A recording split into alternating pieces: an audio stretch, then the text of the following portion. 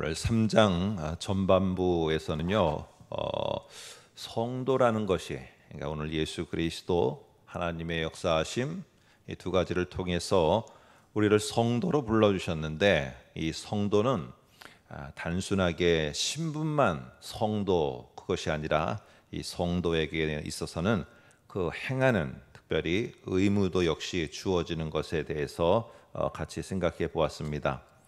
그런데 오늘 그런 부분들 속에서 하나님이 열어가시는 이 새로운 영역을 이 성도들은 보고, 그리고 하나님이 그 새로운 영역에서 새로운 일을 수행해 나가시는데, 그 새로운 일들을 잘 또 하나님께서 성취하실 수 있도록 같이 수행해서 나아가는 이 사명을 가진 자들, 이게 이제 성도의 모습이다라는 것을 같이 생각했습니다. 우리가 이제 다음에 보겠습니다만, 이 4장에서는 그러면서 본격적으로 어떠한 일들을 해나가는 것들에 대해서 말을 합니다. 그런데 오늘 그 중간에 저와 여러분들이 읽은 지금 14절서부터 오늘 특별히 19절까지 이 바울의 기도가 들어가 있다는 거예요. 그러니까 성도는 신분만 아니라 행함으로 살아가는 사람들이다. 어떤 곳에서 이방인이라는 영역 속에서 이방인들은 또 다른 이방인 영역으로 이렇게 뻗어져 나가는 새로운 일을 감당하는 자들인데, 그 일을 하기 위해서 하나님 이 성도들에게 이것이 꼭 필요합니다 하면서 하나님 앞에 이 바울이 성도로 살아가는데 이게 꼭 필요한 것입니다 라고 하면서 바울이 기도를 하는데, 세 가지를 기도를 하는데, 오늘 앞부분에 첫 번째 기도를 저와 여러분이 뭐가 그것도 첫 번째로 말하는 꼭 성도에게는 필요한 것이 무엇인가 한번 같이 보겠습니다. 16절을 보면은요, 오늘 14, 15절은 이 바울의 기도하는 모습이고 본격적인 내용은 16절에 나와 있습니다. 16절에 보니까 이렇게 말합니다. 그의 영광의 풍성함을 따라 그의 성령으로 말미암아 너희 속사람을 능력으로 강건하게 하시오며 라고 이렇게 말하고 있어요. 하나님께 구하는 것은 그러니까 하나님 당신의 능력으로, 당신의 그 크신 능력으로 이 성도들의 속사람을 강건하게 해주십시오 라고 이것을 간구하고 있다는 겁니다. 성도들이 성도로서 살아가기 위해서 꼭 필요한 건 뭐냐? 이 속사람이 강건하게 되는 것이다. 오늘 이것을 말하고 있어요. 여러분, 그러니까 속사람이 있으면은 무엇인가 그 반대되는 말이 있으니까 속사람이라는 말을 했겠죠. 우리가 그 반대되는 개념을 한번 만들어 보면은 겉사람이라고 할 수 있는데, 오늘 에베소서에서 특별히 유대인과 이방인 사이에서 이들 속에서의 이 겉으로 드러나는 것, 겉으로 자신들이 이러한 사람이라는 것을 강조했던 것은 뭐 우리가 살펴본 대로 유대인들은 할례라는 율법을 강조를 했고, 로마인들은, 이방인이라고 취급받았던 로마인들은 자신들의 시민권을 강조를 했어요.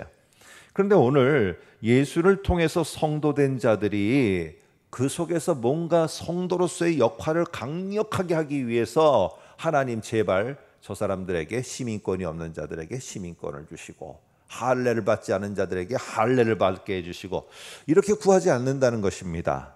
오늘 그 겉에 나오는 모습, 겉으로 드러나는 그들의 어떠한 또한 하는 일, 이것을 해 주셔야만 하나님 저들이 성도로서 살아갈 수 있고 성도로서의 역할을 할 수 있습니다가 아니라, 오늘 그 겉으로 보이는 것들을 해주세요. 겉으로 보이는 걸 이루어 주세요. 그래야지 성도로 살아갈 수 있습니다. 이게 아니고 그것과는 대조적으로 속사람을 말하고 있다는 것입니다. 여러분, 성도는요, 내가 한국 사람인데 내가 거룩한 하나님의 성도가 됐다고 해서 갑자기 뭐 노란 머리가 나오고 눈이 파랗게 되고 외형적으로 바뀌는 것이 아닙니다. 이 성도가 된 것은 무엇이 바뀌느냐? 오늘 속사람이 바뀌는 거예요. 속사람이 바뀌기 때문에 이 결국에는 변화된 사람이 능력을 덧입고 그 역할을 하려면은 겉사람을 바꿔달라고 자꾸 하나님께 구하는 게 아니에요. 겉사람의 나의 이런 모습, 겉의 이런 모습, 아니 그럼 우리가 행동을 바꿔달라고 기도해야 되지 않습니까? 맞습니다. 그러나 행동은 어디서부터 나와요? 나의 속사람으로부터 나오는 거예요. 오늘 속 사람이 어떤 사람인가에 따라서 결국에 겉의 모습이 드러나요.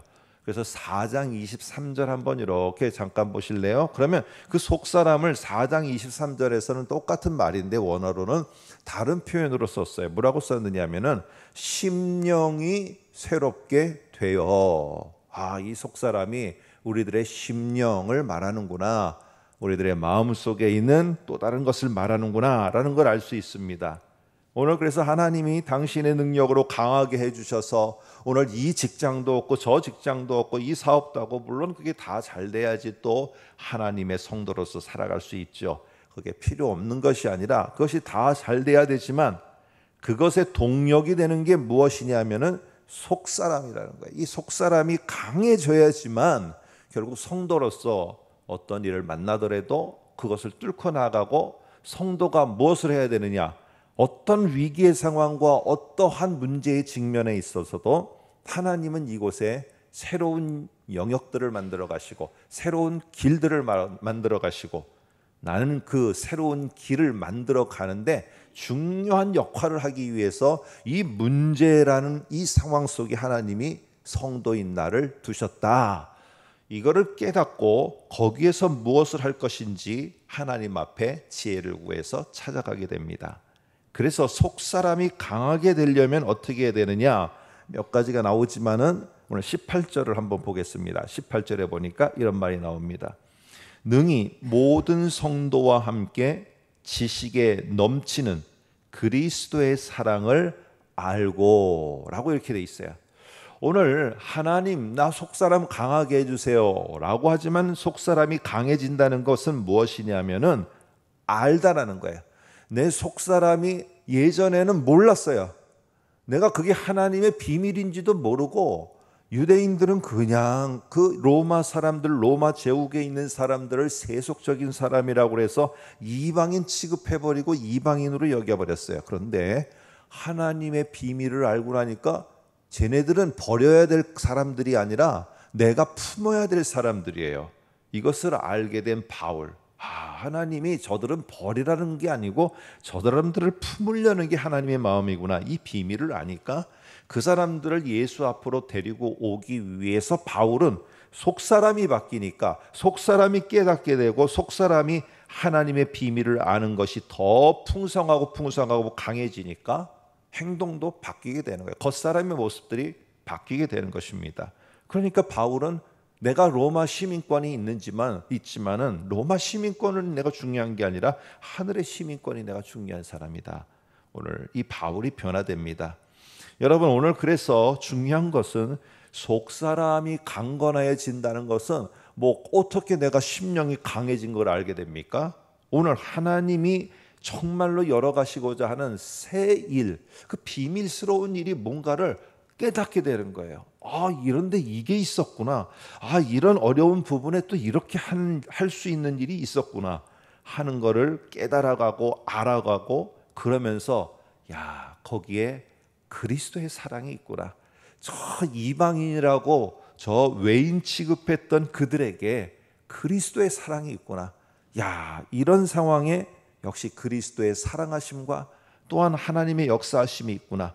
이게 내 마음속에 더 깊이 깨달아지고 알아가게 되는 거, 이게 속사람이 더 굳건해지는 거예요. 여러분, 우리들 속에 무슨 심령처럼 아니면 정신처럼 막 마음에 굳게 결심하고 이게 속사람이 강해지는 게 아니고, 오늘 에베소서에서의 속사람의 강건함은 알아가는 거예요. 그래서 하나님이 보여주시는 새로운 목표가 보이고 새로운 방향이 보이고, 그것이 속사람 속에서 막 일어나게 되고 하나님 이거였군요 깨달아지면은 겉사람의 모습은 자연스럽게 속사람이 깨달은 대로 움직여 가게 됩니다. 겉에 있는 모습 속에서 내가 이 영역으로 나아가는데 이게 필요해요. 속사람이 벌써 딱 마음을 갖고 결정됐어요. 이게 하나님이 원하는 정말 비밀스러운 것들이 펼쳐지는데 꼭 필요한 거예요. 그러면 하나님 앞에 내가 나아갈 때 겉사람에게 필요한 거는 하나님이 채워주세요. 그래서 그 일을 해나가도록 만드세요.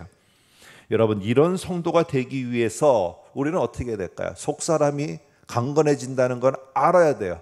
그리고 알면은 결국에 겉사람이 행동으로 나타나요. 목표를 향해서 나아가고 거기에 내가 하나님 앞에 달려가는 모습이 있어요. 그러면 결국에는 그렇게 되기 위해서 바울은 뭘 하기를 원할까요? 내 속사람이 강건케 되기를 위해서. 오늘 바울은 지금 기도를 하고 있는데 기도하는 모습을 굳이 내가 기도하노니라고 말해도 되는데 오늘 이 앞에 14, 15절에 보면은 이런 모습으로 기도한다는 기도의 모습을 굳이 표현하고 있어요. 한번 볼까요? 이렇게 말합니다. 내가 하늘과 땅에 있는 각 족속에게 이름을 주신 그 다음에 아버지 앞에 무릎을 꿇고 비노니, 이 아버지 앞에 하나님 앞에 무릎을 꿇고 비노니라고 이렇게 굳이 표현하고 있어요. 이런 3장 8절에 보면은 바울이 쓰는 표현이 이런 말이 나옵니다. 한번 앞에 보시면은 지극히 작은 자보다 작은이라고 말해요. 그러니까 하나님 앞에서 자기의 존재를 한없이 부족한 자로 인정하는 거예요.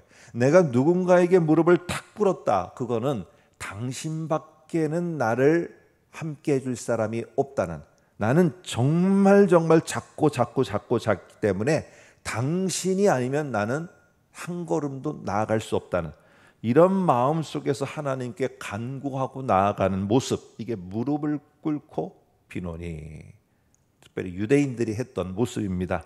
오늘 그래서 이 속에서 하나님 앞에 내가 이렇게 작은 자라는 것, 정말 이 문제와 이 모든 상황에서 나는 할 수가 없어요. 내가 어떻게 해야 될지도 모르겠어요. 저런 상황에서 내가 뭘 해야 될지도 모르겠어요.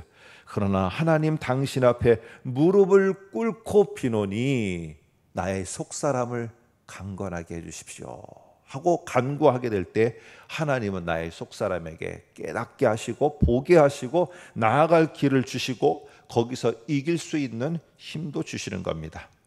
오늘 우리가 성도로서 또 이번 한 달을 살아내게 되는데 여러분들이 오늘 기도하실 때 무릎을 꿇는 마음으로 하나님 앞에 내 속사람을 강건케 해 주십시오 라고 여러분 기도하시고 하나님이 보이시는 이번 한 달에 새로운 일들을 향해서 달려나가는 우리 모두가 되시기를 간절히 부탁드립니다. 기도하겠습니다.